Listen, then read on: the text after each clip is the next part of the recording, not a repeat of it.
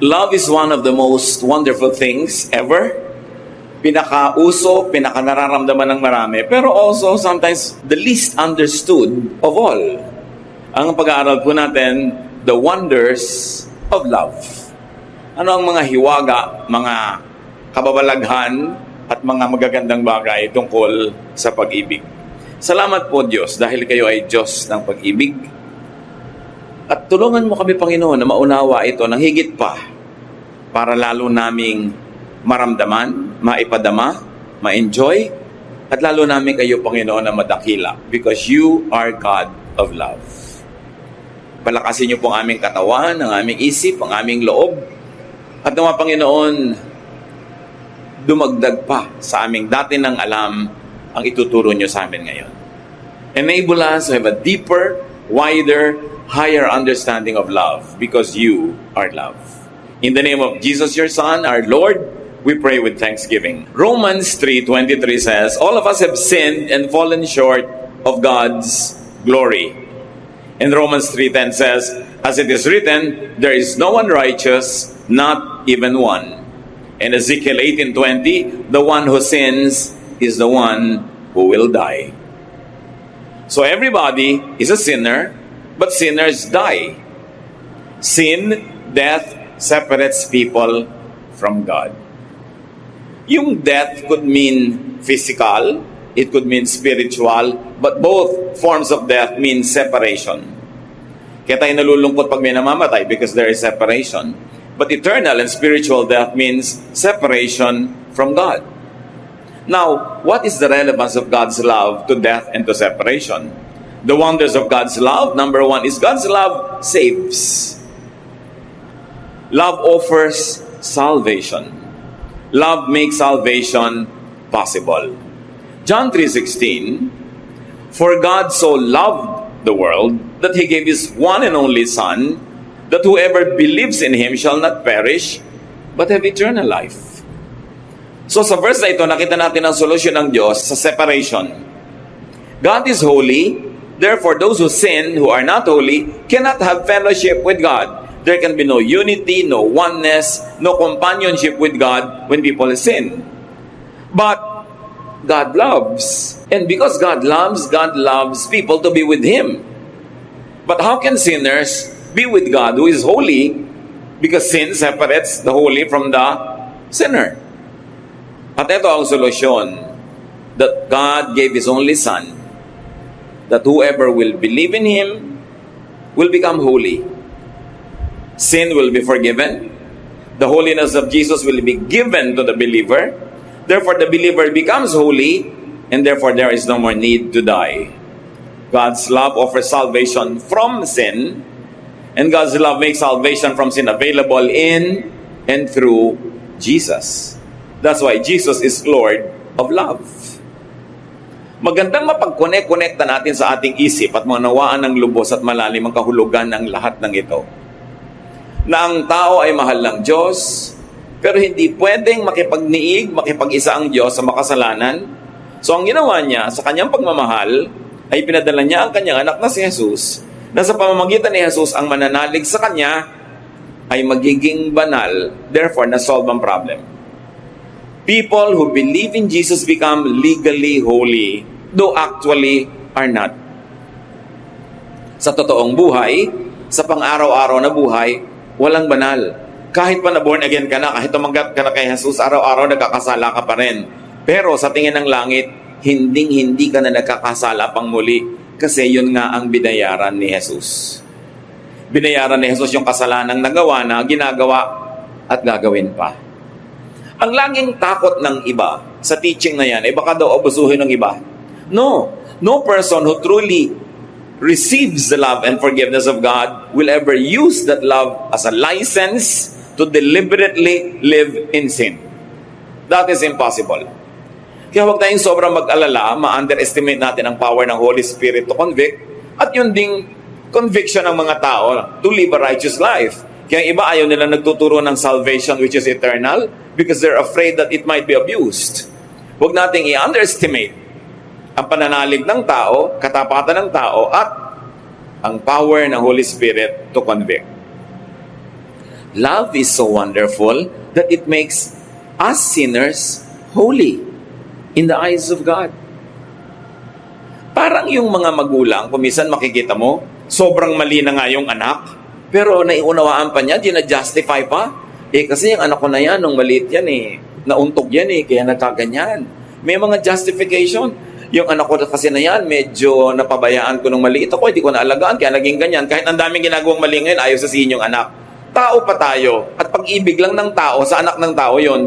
Ano pa yung pag-ibig ng Diyos? Through Jesus, that can justify sinners. At hindi naman naging libre, may bayad. Ang nagbayad ay ang anak ng Panginoong natin sa langit, si Jesus mismo. That's why that alone makes love very wonderful. Napapaganda ng pag-ibig yung hindi maganda. Napapalinis yung hindi malinis. That's why sa tingin ng Diyos, ang mga tumanggap kay Jesus ay malinis, banal. Not because we really are, but because the love of Jesus makes us holy and acceptable to God. Another wonder of love is that love identifies God's children. Maraming mga pagtatangka ang mga tao sa buong panahon kung paano maipapakilala nila na sila'y maka-Diyos. May mga dinadaan yan sa diet, kung anong kinakain nila at hindi. May dinadaan yan sa anong isinusuot at hindi. Yung iba, dinadaan pa nga nila kung anong version ng Bible ang ginagamit nila. May dinadaan yan sa kung anong uri ng bautismo ang pinapractice nila, etc., etc. But 1 John 4:7 and 8 says, "Dear friends, let us love one another, for love comes from God. Everyone who loves has been born of God and knows God. Whoever does not love does not know God, because God is love." Para dito sa 1 John 4:7 and 8, ang tunay na pagkakakilanlan ng anak ng Diyos kung siya ay marunong magmahal. Hindi sinabi na dapat member siya ng ganitong religion para masabing siya ay anak ng Diyos. Hindi sinabing dapat ganito ang kanyang congregation, ganito ang kanyang religious practice. Sinabi niya, sino mang marunong umibig ay nakakakilala sa Diyos. You see, love transcends even religious identity. Kapag ang tao ay maibigin, ano man ang relihiyon niya, ibig sabihin, nag-ahari ang Diyos sa kanyang buhay. Pero ang tao hindi maibigin, ano man ang relihiyon niyang ipinagmamalaki, sinabi dito, no, hindi ka anak ng Diyos. Whoever does not love does not know God. No matter your religious membership. So ang tunay na pagkakakilanlan, kung ang tao ay anak ng Diyos, nakakakilala sa Diyos, pinaghaharian ng Diyos, kung siya'y maibigin. At syempre, kakambal ng pagiging maibigin yung maawain. Pag di ka maawain, malupit ang puso mo, natutuwa ka pag may nagdurusa, lalo ang nagdurusa sa tingin mo makasalanan. Sasabihin mo, dapat nga, buting sa kanya kasi makasalanan siya. Yan ang palo sa kanya ng Diyos. Yung may lihim kang tuwa, magduda ka kung anak ka ng Diyos. Hindi kailangan pagdudahan na relihiyoso ka. Surely religious ka, pero anak ka ba ng Diyos? Basahin muli natin ang 1 John 4:7 and 8. Kasi ito palang pamantayan na. Let us love one another, for love comes from God. Everyone who loves has been born of God. Di ba? Kailangan, you must be born again. Pinagtuturo natin yan. John 3:3. Unless a man is born again, he cannot see the kingdom of God. So akala natin, yung pagiging born again, yung mananalangin ka, hihingi ka ng tawad sa kasalanan mo, tatanggapin mo si Jesus. Yes, it is a way, a method to be born again. But 1 John 4:7 and 8 tells us that he who loves has been born of God. Yung umiibig, maibigin, maawain, matulungin, born again yun.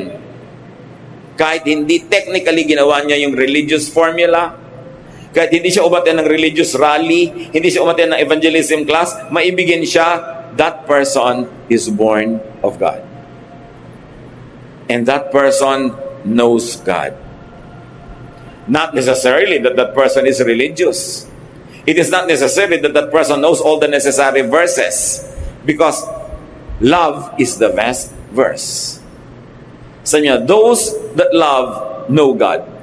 Whoever does not love does not know God. Sorry na lang, kung hindi ka maibigin, kahit anong rank mo sa religion, kahit gaano katagal ka na, kahit daming verses mong alam, sinasabi ng verses na ito, hindi mo kilala ang Diyos. Kasi ang tunay na nakakakilala sa Diyos ay maibigin.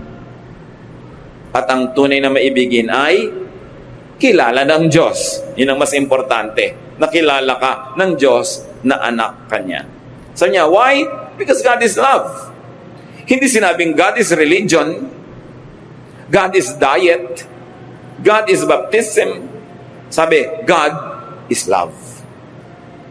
Love also identifies Jesus' true followers. John 13:35, sabi ni Jesus, if you love each other, everyone will know that you are my disciples. Dapat pag may sabing, alam mo, nagmamahalan niya mga yan, ay, born again nga. Ay, they really know God. Maka-Diyos nga, follower nga ni Jesus. Dahil yun ang ID ng mga follower ni Jesus. Hindi haba ng buhok, hindi haba ng laylayan ng damit. Ang ID ng mga follower ni Jesus, pag-ibig. Not religious membership, not looks, not even activities. In other words, love confirms salvation. Merong mga nagtatanong, paano ko ba mapapatunayan na na-born again na nga ako? Na na-save na nga ako? Maibigin ka na ba? Yung bang dating hindi mo maibig ay natututunan mo na unti-unti, kahit unti-unti, pero dapat may asenso na namamahal. Ang pagmamahal ay hindi laging emotion. When you are committed to somebody's well-being, hindi kailangan maging emotionally involved ka sa kanya. Ibig sabihin, mahal mo siya. Dahil gusto mo yung makakabuti para sa kanya.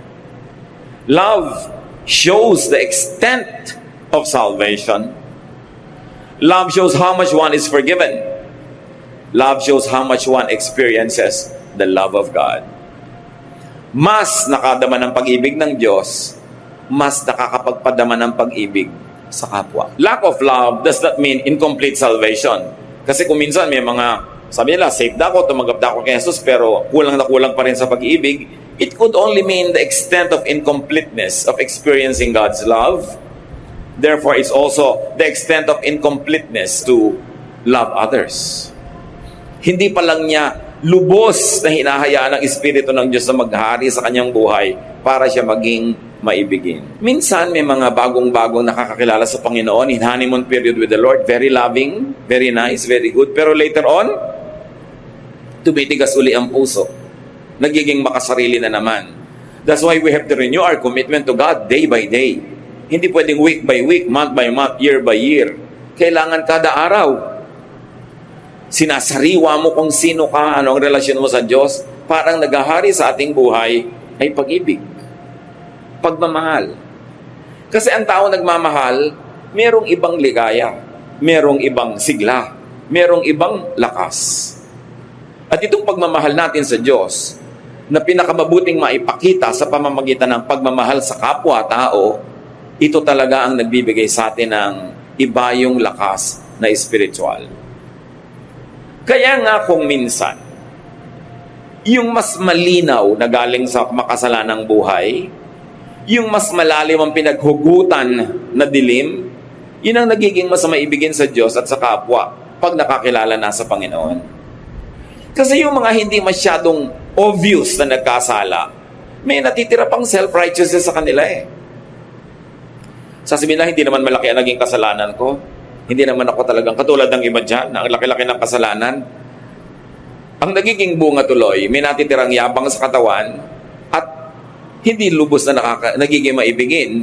Kasi iniisip, wala naman ako masyadong utang sa Diyos o utang sa humanity. Kaya yung babaeng sobrang obvious na makasalanan nung nakarahap naman ng pagpapatawad ng Diyos, lalong naging obvious ang pagmamahal niya kay Jesus, and undoubtedly sa kanyang kapwa. Kaya ang sabi ni Jesus sa Luke 7:47, so I tell you that all her sins are forgiven.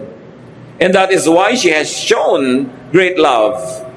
But anyone who has been forgiven for only a little will show only a little love. Itong babae kasing ito, binasag niya ang napakamahal niyang pabango. Meron kasi mga alabaster jars nung araw na para matanggal mo yung laman na pabango sa loob, kailangan mong basagin. Wala namang roskas. Wala namang tapon na pangsara. So pag bubuksan mo na siya, ubusin mo na dahil binuksan mo na yung lalagyan. At ito ang binasag niya para ibuhos sa Panginoon yung pabango. Ang mahal-mahal, ang bango-bangong halimuyak. At nagtataka yung mga tao, sabi nila, kung talagang propeta tong Jesus na to, dapat alam niyang masamang babae itong humihipo sa kanya, iiyak-iyak dito, nagmiminisa sa kanya. At sabi ni Lord, bakit niyo tinitingnan? Kaya ganyan siyang magmahal sa akin. Sobra siyang makasalanan. Ang laki ng patawad na tinanggap niya, kaya ganun din siya kalaki na magmahal. Kayo, inaakala nyo, hindi naman kayo masyadong makasalanan, kaya heto, dumating ako dito, hindi nyo ako binigyan ng tubig panghugas ng paa ko. Hindi nyo na ako binigyan kahit mumurahing pabango to anoint me. Hindi nyo ako pinapansin dito. Dahil iniisip nyo, hindi nyo naman obligasyon yon kasi hindi naman kayo makasalanan. At yun kung minsan ang disadvantage, so ang mga kasalanan ay tago, lihim, o hindi obvious na kasalanan, pero kasalanan pa rin. Ang pakiramdam nila sa sarili nila, they are better than others. And because they feel that way, they act in a superior way. They do not serve very well. So they don't appreciate God's love as much as those who know that they have been forgiven in a big way. Kaya sabi niya, kung talagang ramdam mo na napatawad ka sa malaking paraan, malaki ka rin umibig. Malaki din ang pag-ibig mo. At nagbabasag ka ng mamahaling pabango para i-offer, hindi yung kung ano na lang pwede na. Pagka kasi iniisip ng tao, hindi siya masyadong makasalanan, ang pakiramdam niya, hindi rin niya masyadong kailangan ng pagpapatawad at hindi rin niya kailangan masyadong mag-make up at magbayad-bayad sa kanyang mga kasalanan. The amount of forgiveness is not determined by God's capacity or willingness to forgive because God loves to forgive completely. Kung ang natatanggap nating pagpapatawad ay hindi nalilimitahan ng kakayahan ng Diyos dahil kayang-kaya naman niya at gusto pa niya na magpatawad ng ganap, bakit merong hindi masyadong ganap ang natatanggap na kapatawaran o yung assurance ng kapatawaran o yung pag-ibig na kasama sa pagpapatawad ng Diyos? Kasi nalilimitahan ngayon ng kanyang pananalig sa sarili. The love we receive from God is not limited by God's capacity to give. It is limited by our capacity to receive. Konti ang natatanggap mo kasi maliit lang ang lalagyan na nakasahod. Pero kung malaki ang ilalagay mo doon na lalagyan, kayang-kaya pa rin punuin ng Diyos yun kasi kaya niyang punuin ang lahat. Gaano kaganap ang pagpapatawad ng Diyos sa ating kasalanan? Psalm 103 verse 12, how far has the Lord taken our sins from us? Farther than the distance from east to west. At gaano kalayo ang silangan sa kanluran o yung dulo ng silangan sa dulo ng kanluran. Whatever that means to every generation, it only means one thing. Ang layo, layo, layo, layo noon. Hindi yun pwedeng magkadikit o magkalapit. At ganun daw kalayo, inilayo ng Diyos sa atin ang ating kasalanan nung tayo'y pinatawad. Kaya pandaraya ng kaaway, pagka ikaw ay tumanggap na sa Panginoon, nagsisi ka na, humingi ka na ng tawad, tapos inuusig ka pa rin ang budhi mo pagkatapos. Hindi mo natanggap ng buong buo yung benefit ng pagpapatawad. Although tinanggap mo yung buong pagpapatawad. Pero siguro may duda ka pa sa iyong isip. May nagbibigay sa'yo ng duda. Kaya tuloy, hindi mo na-enjoy yung full benefit of your membership in God's family, though you are already a full member because you have been forgiven. Kaya ang unang bandaraya ng kaaway sa atin ay tigasan ang ating puso, takpan ang ating mata, at tainga, ilayo tayong makarinig ng mensahe ng kaligtasan sa pamamagitan ni Jesus. At kung hindi napigil ng kaaway na mangyari yon, ang susunod niyang gagawin ay babawasan niya, pipigilan niya, na lubos nating maunawa anong ibig sabihin ng mapatawad. Babawasan niya ang ating peace of mind, dadagdagan niya ating guilt feelings, bibigyan tayo ng mga duda tungkol sa ating salvation. Kasi kung hindi niya maaagaw yung salvation sa atin, aagawin niya yung joy of salvation. Why? Because the devil comes only to steal, kill, and destroy. Ang magagandang bagay na gusto ibigay sa atin ng Panginoon ay pipilitin ng diablong papangitin, sirain, or at least bawasan. Habang maibigin ka, ngayon, ang nagiging psychological effect nun sa'yo, mas nararamdaman mo na anak ka ng Diyos. Pero pagka ang pinairal mo ay yung hindi mo maibigin na side, doon ka papasukin ng kaaway para bigyan ka ng duda kung saved ka nga o kung blessed ka nga. Doon ka papasukan ng mga duda, doon ka papasukan ng mga fears, mga insecurities. Kaya sabi sa Bible, do not give the devil a foothold. Huwag mong bigyan ng matutungtungan kahit kapraso dahil tutungtong siya doon at kakapit. At pag hindi ka maibigin, alam niyo sa puso ng tao, merong maibigin na side at merong hindi maibigin na side.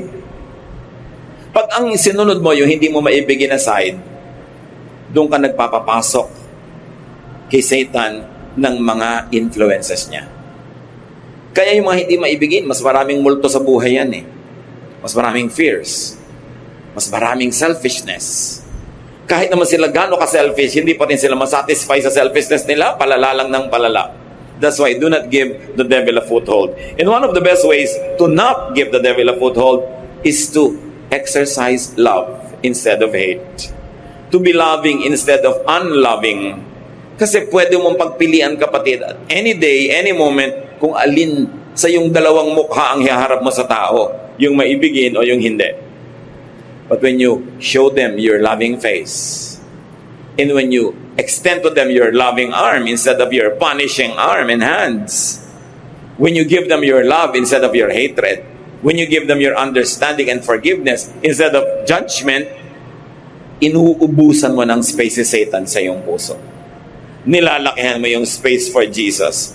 At ang resulta nun, mararamdaman mo sa iyong personal life.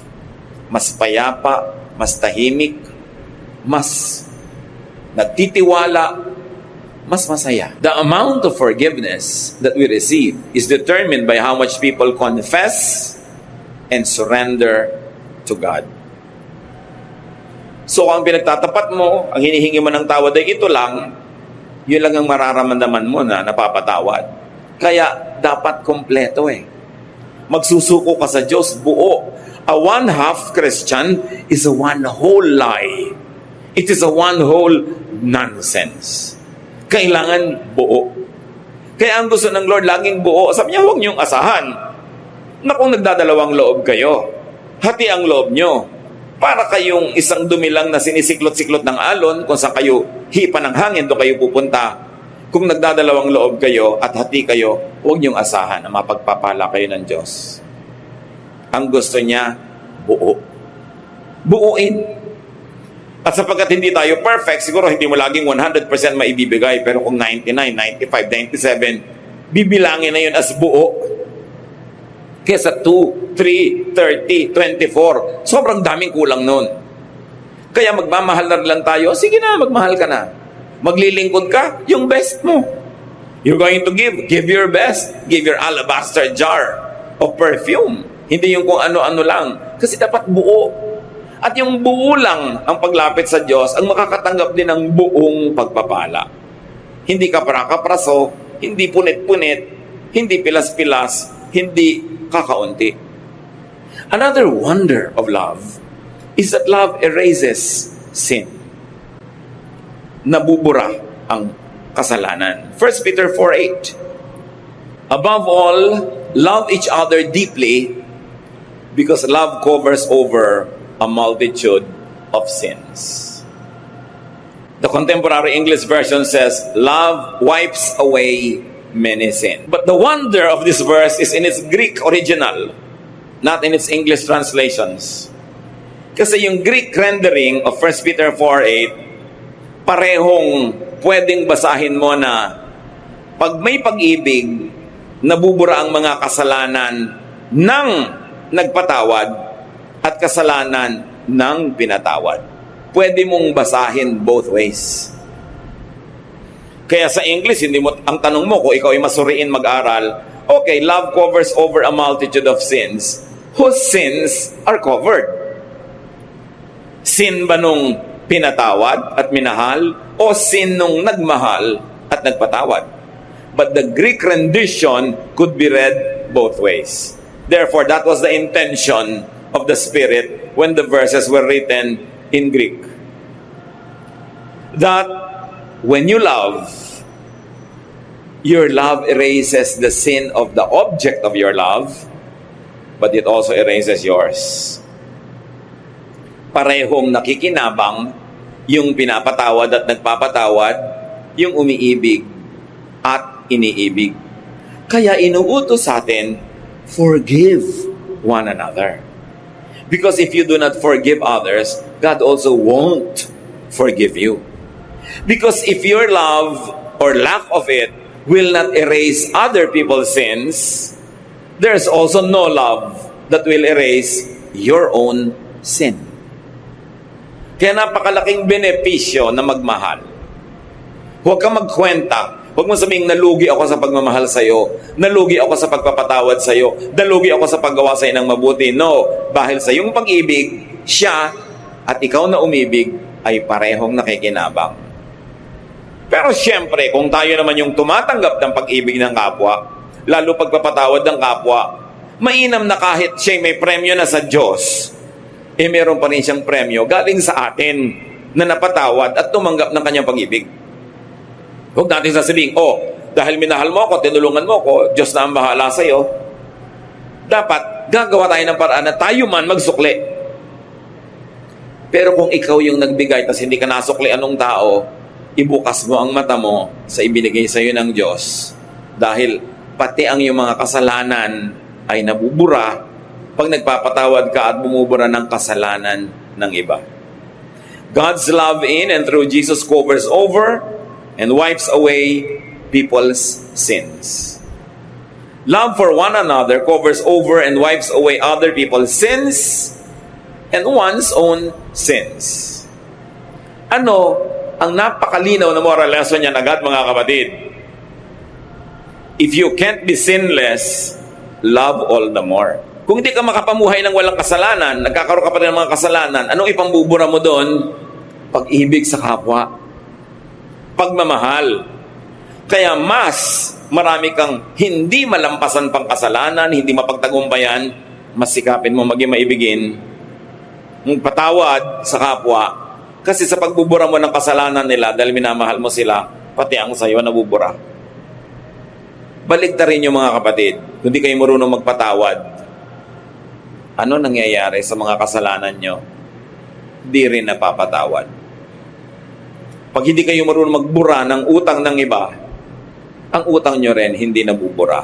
Kaya sa Matthew chapter 6, ang linaw ng sinabi sa Lord's Prayer, forgive us as we forgive those who sin against us. Patawarin mo kami, gaya rin naman ng pagpapatawad namin sa nagkakasala sa amin. Kung nagpapatawad kami ng kalahati lang, Lord, di kalahati lang din ang kasalanan ko ang patawarin nyo. Kung di po ako nagpapatawad, di huwag nyo akong patawarin. Pero Lord, nagpapatawad po ako, kaya patawarin nyo na rin ang mga kasalanan ko. Yang pag-ibig, mas kailangan yan ng mga hindi makapagtagumpay sa mga kasalanan. Kasi kailangan may mambura ng ating mga kasalanan. And it is love for others that will do that. Matthew 22:37-39. Nung tinanong si Jesus kung anong pinakamahalaga sa lahat, sa mga utos, sabi niya, love the Lord your God with all your heart, soul, and mind. This is the first and most important commandment.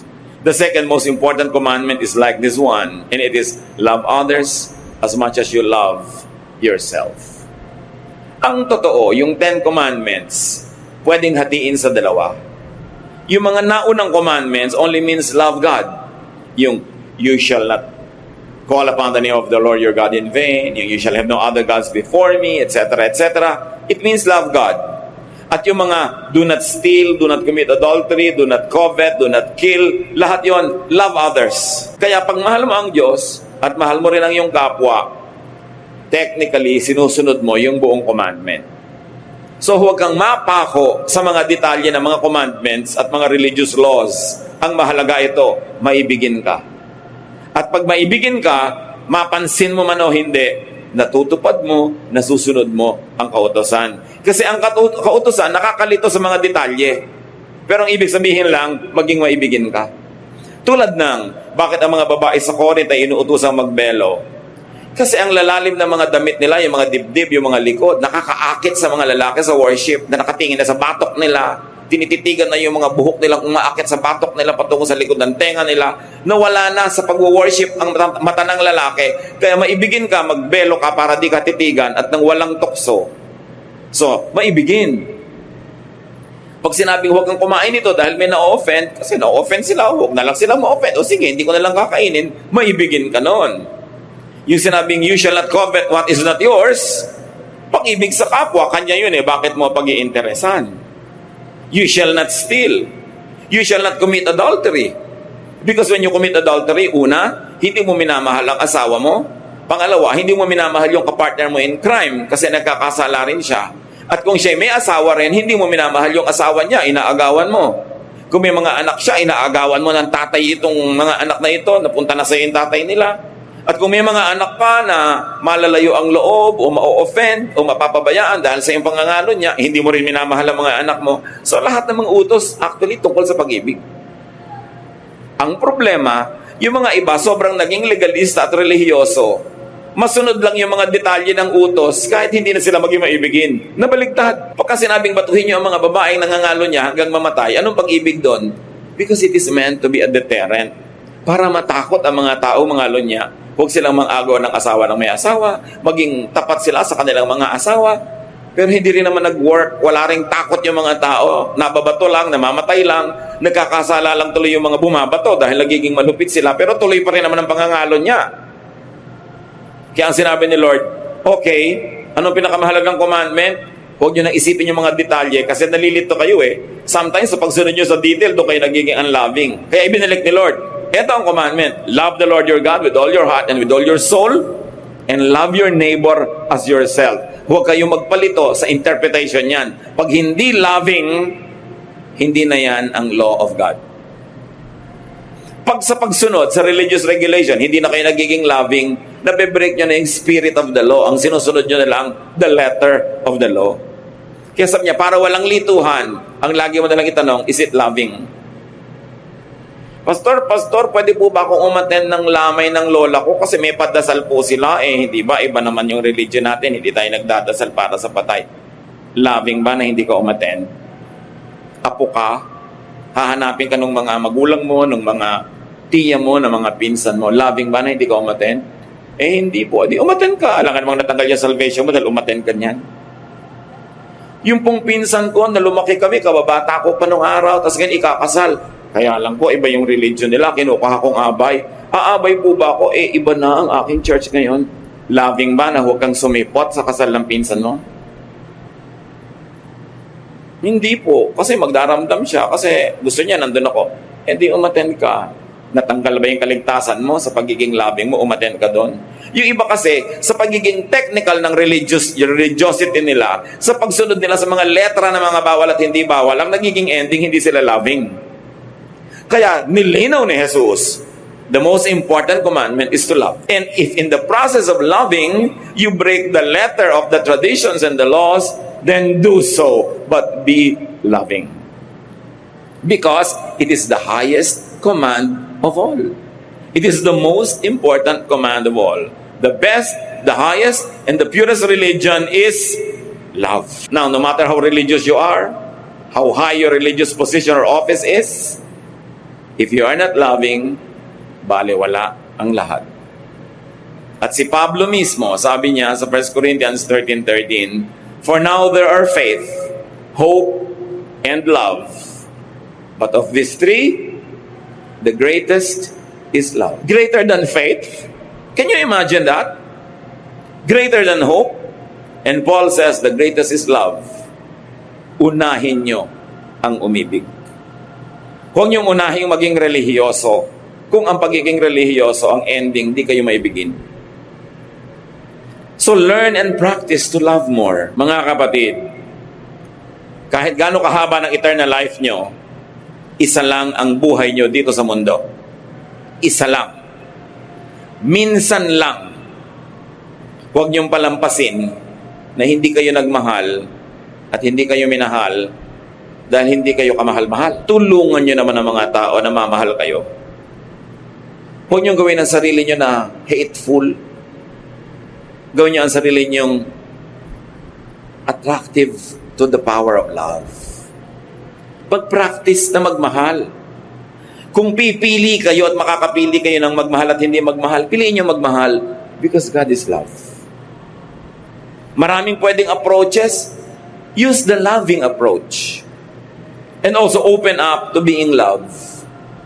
Payagan nyo ang mga taong mahalin kayo. Kung minsan sa sobrang dala sa buhay, ayaw nang maniwala sa pag-ibig. Ayaw magmukhang nauuto, nabobola. So ayaw na lang tumanggap na kahit anong uri ng affection. But remember, allow people to love you. May magiging fake siguro. Huwag nyo na lang masyadong payagan kung di kayo sure. Pero hayaan nyo mag-express sa mga tao ng pag-ibig sa inyo, ng pagmamahal. Alam nyo, may mga tao alokin mo, gusto mong kumain, hindi, ayoko. Yung ayaw agad. Refuse agad. Usually, pride lang yun eh. Ayaw magmukhang interesado o ayaw magmukhang patay gutom. O kaya, basta ayaw magkaroon ng utang na loob. Ayaw magmukhang may need for others. Kaya laging nagre-refuse. At yun ang sinasabi ko, open up yourself to love. Masusuri nyo naman kung ang nag-aalok sa inyo ay mahal palang sumingil later. Pwede nyong iwasan yon. Pero masusuri nyo rin yung talagang affection. Marami mga tatay, hindi nila ino-open yung sarili nila sa love and expressions of love ng kanilang sariling asawa o ng mga anak. Laging kala mo mga monumentong bato. Yung ayaw umiyak, ayaw mag-express ng love. Buti nga ngayon may mga tatay nang nagsasabi ng I love you sa anak. One generation ago, mamatay na lang at magkamatayan. Fathers will never say that. Marami pa nga ngayon, husband, hindi masabi sa wife, I love you eh. Yung ang asawa naman, parang halamang tuyot na tuyot, gusto-gustong madilig ng I love you. Love mo ba ako, daddy? Daddy, love mo ba ako? Eh, di ba pinakasalan nga kita? Ay, thank you very much. Salamat naman, tatanawin kong utang na loob na pinakasalan mo ko, pero gano'n ba kahirap sabihin sa akin, I love you. So, open up yourself to loving, to being loved, and to being more loving to others. Kasi lahat nakikinabang. Make sure lang na hindi naman fake. Maraming pagmamahal ng manugang. Maraming biyanan, ayaw tumanggap ng pagmamahal ng manugang. Yung mailap, tanggi ng tanggi. Meron din naman ganong manugang. Bakit? Ang iksi-iksi ng buhay. Tanggapin natin ang lahat ng available na love na walang masamang kapalit. At ibigay din natin ang lahat ng available na love na wala naman masama na bayad kung ibigay natin sa kapwa. Hindi kahinaan na magpakita ng pusong maibigin. In fact, it is strength to show that you are loving. To say sorry when you feel sorry. Kuminsan kasi may nasasabi tayong masakit, agad-agad alam mo mali ka, right there and then sabihin mo, sorry. I'm really sorry. With every second, every minute, every hour na hindi mo sinasabi yung sorry, mas humihirap sabihin. Lalo kung isang linggo na ang lumipas, isang buwan, nagkakatigasan na. Samantalang, sorry said in the most correct time will actually not permit more damage. Yung agad pag sorry ka, kahit alam mong sorry ka, ba't di mo masabi? Bakit mahirap gumawa ng mabuti? Ba't ang dali-daling gumawa ng masama, manakit ng kapwa? Bakit? Doon natin makikita how much of God's love is at work in our hearts. Sundin ninyo ang sinasabi ng budhi. Kung ang sinasabi nito ay magpakumbaba, humingi ng tawad, tanggapin ang pagkakamali. Hindi yan weakness. Yan ay strength. Because only very strong people can say sorry. Weak people will pretend to be hard-hearted o kaya will make up another way but will never say sorry. But it really takes great courage and it takes great character to be able to do that.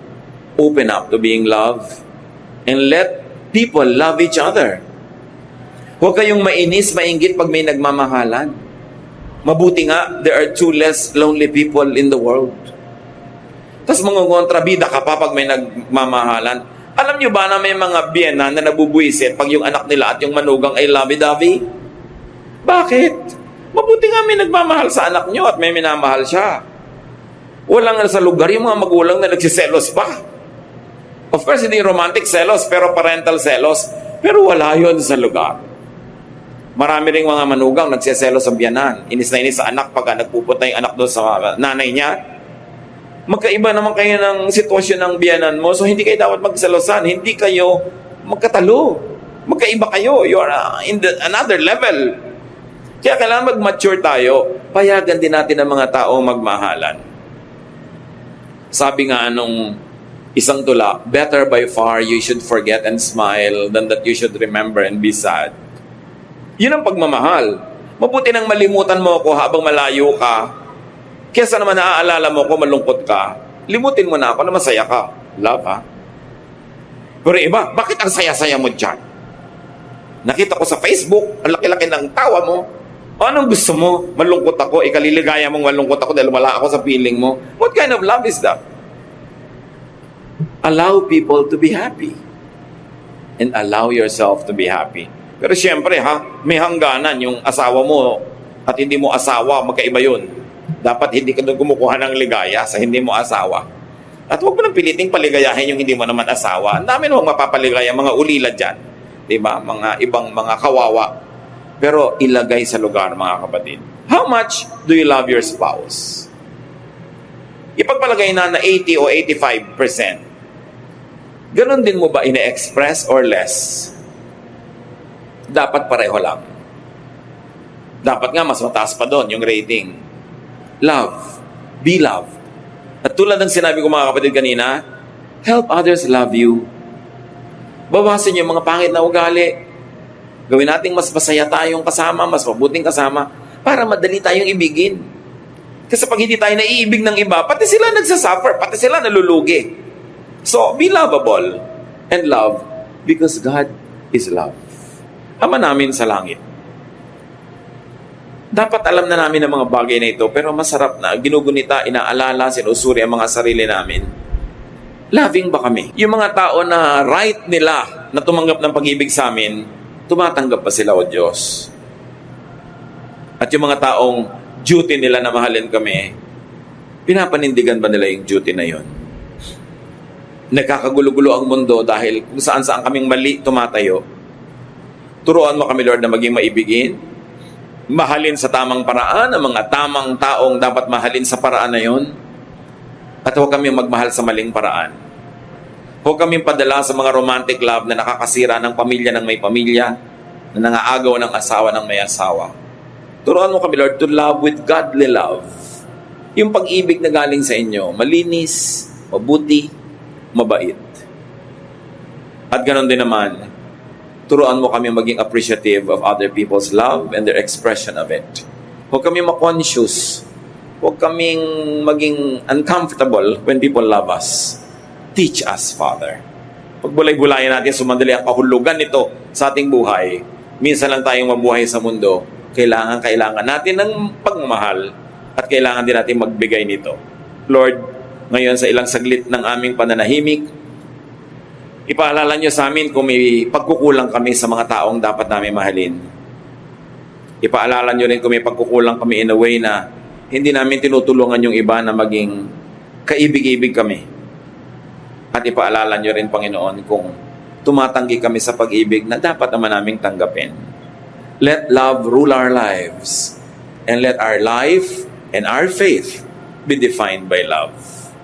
Spend some time with our loving God and hear His voice.